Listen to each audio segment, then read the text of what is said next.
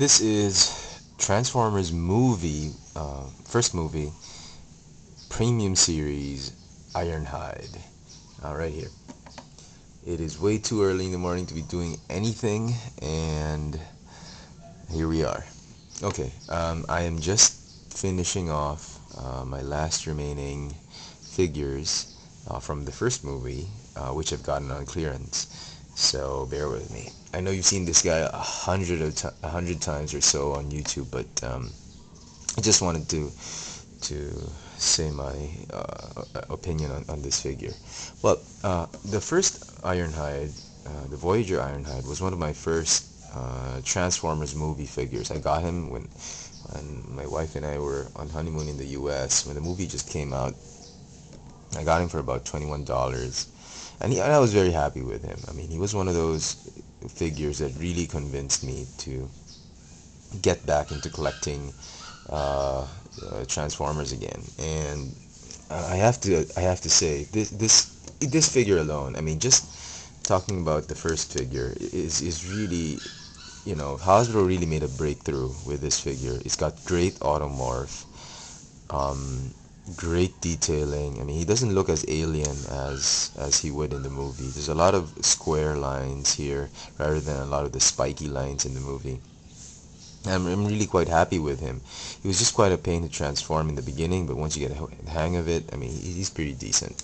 Uh, this guy came out around, I don't know, less than a year after the first movie came out, and it was essentially a redeco, probably just an improvement, the second draft of what should have been the first draft. Stark differences are really just the paint job. He has more metallic finish, obviously.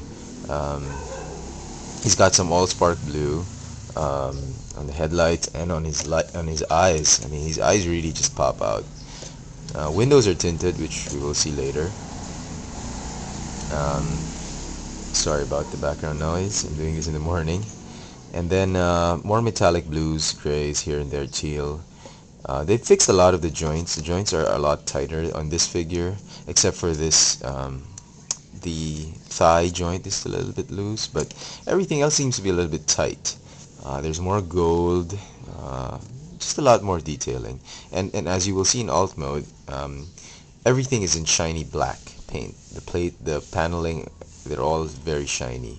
Whereas in the old one, there's a lot of matte finish, just plain plastic parts in alt mode. What I do like, particularly with this figure, um, is that, well, he has an Autobot symbol. Hasbro apparently forgot to put an Autobot symbol on one of the coolest Autobots in the movie. So, well, what can you do, right? I did not get him the first time around because I figured, he's just a repaint, redeco. I already have the first one. I probably don't need another one. But in Manila, it's just this month, he's on clearance for, if I'm not mistaken, $14. Yeah, from a whopping $30, he has been slashed down to $14. And in Manila, TF figures are very expensive. So for you to get a Voyager class at the price of a deluxe class figure is really a steal and a great bargain. I mean, if you can still find him, because he's the first one to go. I mean, people are picking up the premium Ironhide more than the premium Blackout. So if you can still find him, I highly recommend you pick him up. I mean, for $14 or 700 bucks, 700 pesos. I mean, it's a wonderful, wonderful steal for a figure. All right. But those are just the main differences. The gimmicks are still the same. The transformation is still as horribly the same. Um, the guns do fire. They're still the same. But this one is a lot better. Let me just show this figure alone without the original Ironhide, just so you can appreciate him. Um, he's just a fairly decent Ironhide. This should have been the first. This should have been how the first one should have looked. I mean, even the wheels have been painted. Very nice glossy black finish with silver trim. silver rims. I mean, the first one just had black plastic, so everything about this guy, paint scheme wise, is just unbelievable. Oh, just a bit of a warning. If you can, well, if you can find more than one of the premium Ironhide on the shelf, try to look at the paint applications on the lights. Like on mine, I had forgotten to see that, neglected to see that there was some quality issues on the paint, but it's no big deal. I mean, it's such a small part of the figure, it's hardly noticeable. So that's about it. Um, on his head, it's a better paint job on the head. It's not just all black. I like the fact that they've painted the eyes, but it's just that I wish they could have added a little bit more color in the eyes, like a little bit more yellow or gold. Just probably asking too much, but it just, his eyes just stand out. It's like he's wearing a mask, but on camera he seems fine. But up close and personal, it's just a little bit off. This all spark blue is just a little bit off.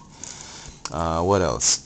Um, I'm very happy with this color for Ironhide. I am I don't know. I haven't seen the new Ironhide for the ROTF toy line up close and personal, but um, it seems like he's been done in a gray beige color, which is kind of a little bit dull and boring for me. So I'm not particularly sure I'm gonna get him.